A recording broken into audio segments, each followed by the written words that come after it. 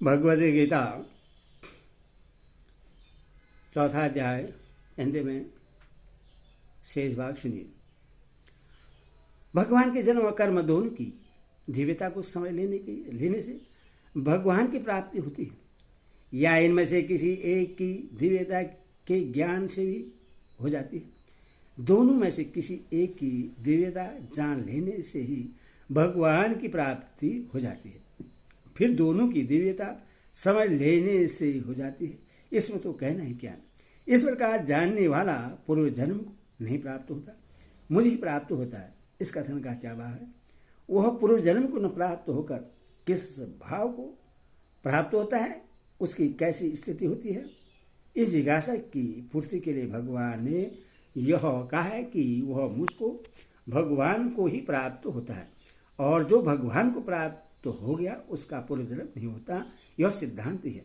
यहाँ जन्म कर्म की दिव्यता जानने वाले को शरीर त्याग के बाद भगवान की प्राप्ति होने की बात कही गई है, तो क्या उसे इसी जन्म में भगवान नहीं मिलते? इस जन्म में नहीं मिलते ऐसी बात नहीं है।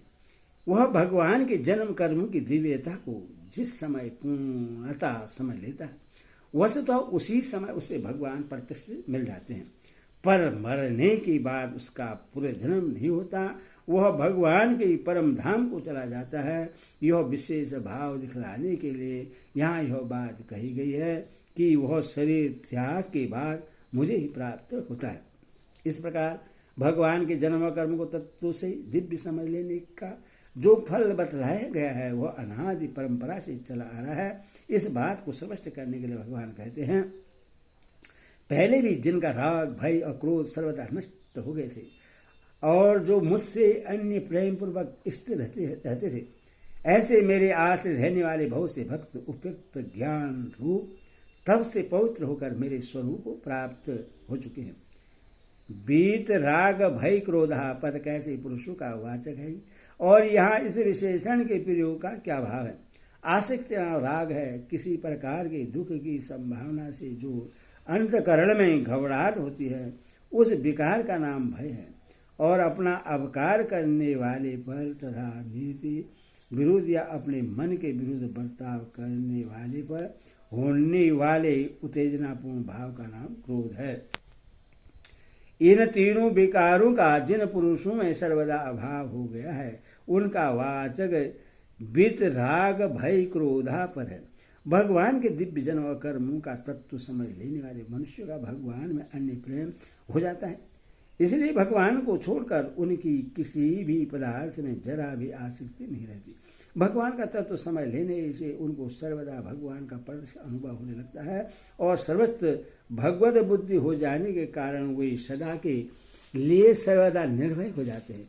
उनके साथ कोई कैसा भी बर्ताव क्यों न करे, उससे वे भगवान की इच्छा से ही हुआ समझते हैं और संसार की समस्त घटनाओं को भगवान की लीला समझते हैं।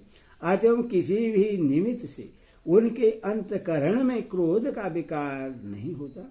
इस प्रकार भगवान के जन्म और कर्म का तत्व जानने वाले भक्तों में भगवान की दया से सब प्रकार के दुर्गुणों का सर्वदा अभाव होता है।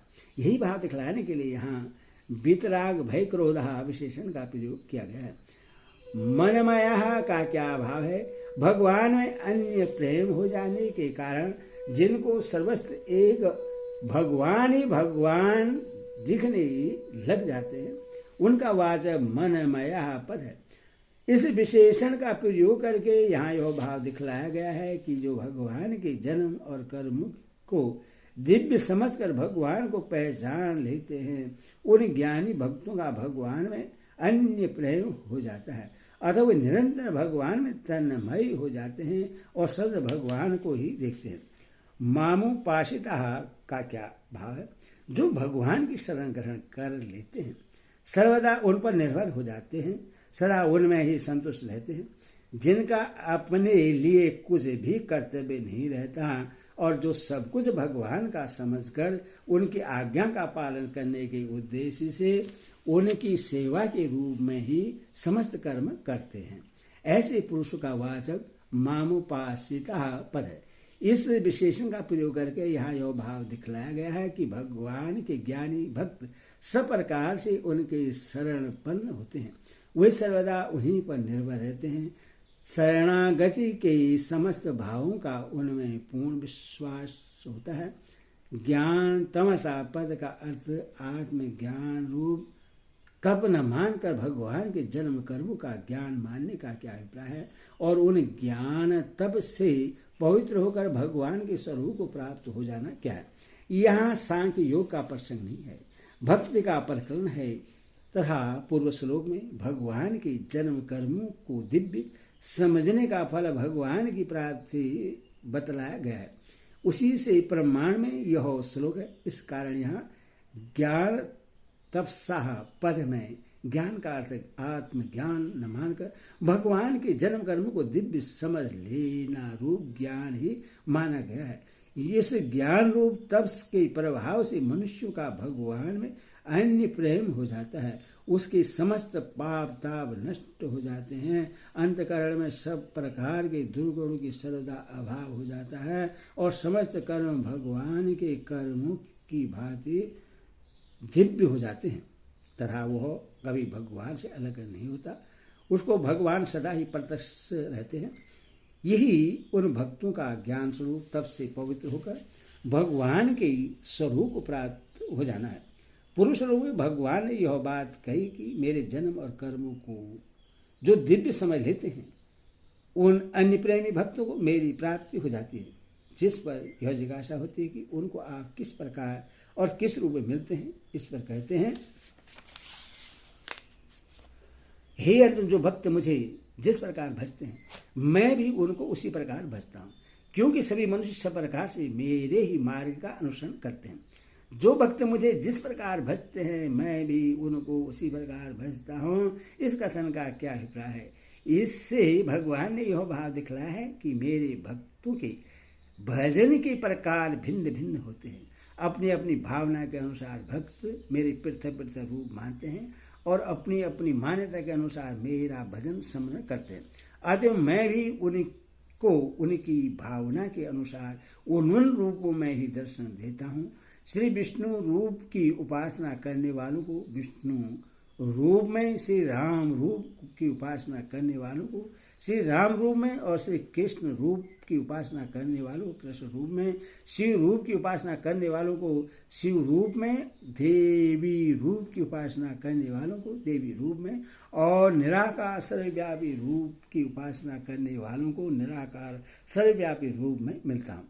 इसी प्रकार जो मत्स्य, कच्छप, नरसिंह, वामन आदि अन्य रूपों की उपासना करते हैं उनको उन रूपों में दर्शन देकर उनका उद्धार कर देता हूँ। इसके अतिरिक्त वे जिस प्रकार जिस भाव से मेरी उपासना करते हैं मैं उनके उस प्रकार और उस भाव का ही अनुसरण करता हूँ। जो मेरा चिंतन करता है उसका मैं चिंतन करता हूँ, जो मेरे लिए व्याकुल होता है उसके लिए मैं भी व्याकुल हो जाता हूँ। जो मेरा वियोग सहन नहीं कर सकता मैं भी उसका वियोग नहीं सहन कर सकता। जो मुझे अपना सर्वस्व अर्पण कर देता है मैं भी उससे अपना सर्वस्व अर्पण कर देता हूँ। जो ग्वाल बालू की भांति मुझे अपना सगा मानकर मेरा भजन करते हैं उनके साथ मैं मित्र के जैसा व्यवहार करता हूँ। जो नंद यशोदा की भांति पुत्र मानकर मेरा भजन करते हैं उनके साथ पुत्र के जैसा बर्ताव करके उनका कल्याण करता हूँ। इसी प्रकार रुक्मिणी की तरह पति समझकर भजने वालों के साथ पति जैसा, हनुमान की भांति स्वामी समझकर भजने वालों के साथ स्वामी जैसा और गोपियों की भांति ये मायुर्द भाव से भजने वालों के साथ प्रीतम जैसा बर्ताव करके मैं उनका कल्याण करता हूँ और उनको दिव्य लीला रस का अनुभव कराता हूँ। मनुष्य सब प्रकार से मेरे ही मार्ग का अनुसरण करते हैं। इस कथन का क्या भाव है। इसमें भगवान ने यह दिखलाया है कि लोग मेरा अनुसरण करते हैं, इसीलिए यदि मैं इस प्रकार प्रेम और सौहार्द का बर्ताव करूंगा तो दूसरे लोग भी मेरी देखा देखी ऐसे ही निस्वार्थ भाव से एक दूसरे के साथ यथा योग्य प्रेम और सुहृदय का बर्ताव करेंगे। अतः इस नीति का जगत में प्रचार करने के लिए भी ऐसा करना मेरा कर्तव्य है, क्योंकि जगत में धर्म की स्थापना करने के लिए ही मैंने अवतार धारण किया है। यदि यह बात है तो फिर लोग भगवान को न भजकर अन्य देवताओं की उपासना क्यों करते हैं? इस मनुष्य लोक में कर्मों के फल को चाहने वाले लोग देवताओं का पूजन क्या करते हैं? क्योंकि उनको कर्मों से उत्पन्न होने वाली सिद्धि शीघ्र मिल जाती है। इस मानसी लोक का क्या अभिप्राय है? यज्ञादि कर्म के द्वारा इंद्रियादि देवताओं की उपासना करने का अधिकार मनुष्य योनि में ही है, अन्य योनि में नहीं। यह भाव दिखलाने के लिए यहाँ यह और मनुष्य के सहित लोक ही पद का प्रयोग किया गया है। कर्म का फल चाहने वाले लोग देवताओं का पूजन क्या करते हैं? क्योंकि उनको कर्मों से ही उत्पन्न होने वाली सिद्धि शीघ्र ही मिल जाती है। इस वाक्य का क्या भाव है? इससे भगवान ने यह भाव दिखलाया है कि जिनकी सांसारिक भोगों में आसक्ति है, जो अपने किए हुए कर्मों का फल स्त्री पुत्र धन मकान या मान बढ़ाई के रूप में प्राप्त करना चाहते हैं, उनका विवेक ज्ञान नाना प्रकार की भोग वासनाओं से ढका रहने के कारण वे मेरी उपासना न करके कामना पूर्ति के लिए इंद्रादि देवताओं का ही उपासना क्या करते हैं? क्योंकि उन देवताओं का पूजन करने वालों को उनके कर्मों का फल तुरंत मिल जाता है। देवताओं का यह स्वभाव है कि वे प्रायः इस बात को नहीं सोचते कि उपासक को अमुक वस्तु देने में उसका वास्तविक हित है या नहीं। वे देखते हैं कि कर्मानुष्ठान की विहिता पुण्यता सांगोपाक अनुष्ठान सिद्ध होने पर वो उसका फल जो उनके अधिकार में होता है और जो उस कर्मानुष्ठान के फल रूप में विहित है दे ही देते हैं।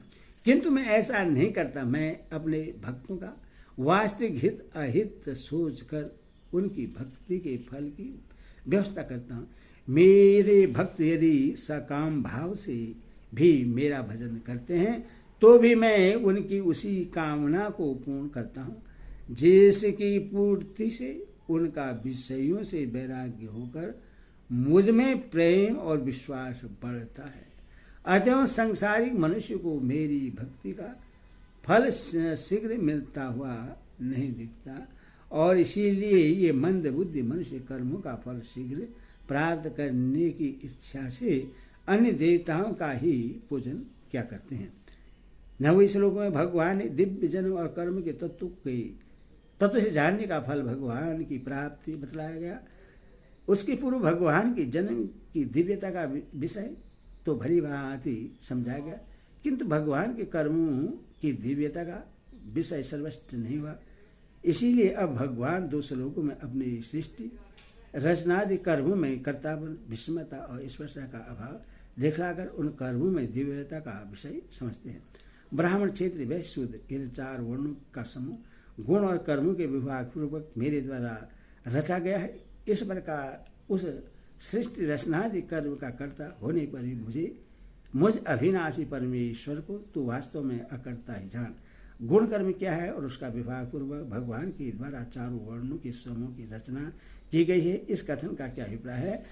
अनादिकाल से जीवों के जो जन्मांतरों में किए हुए कर्म हैं, जिनका फल भोग नहीं हो गया है, उनके अनुसार उनमें यथा योग्य सत्व रज और तमो गुण की न्यूनाधिकता होती है।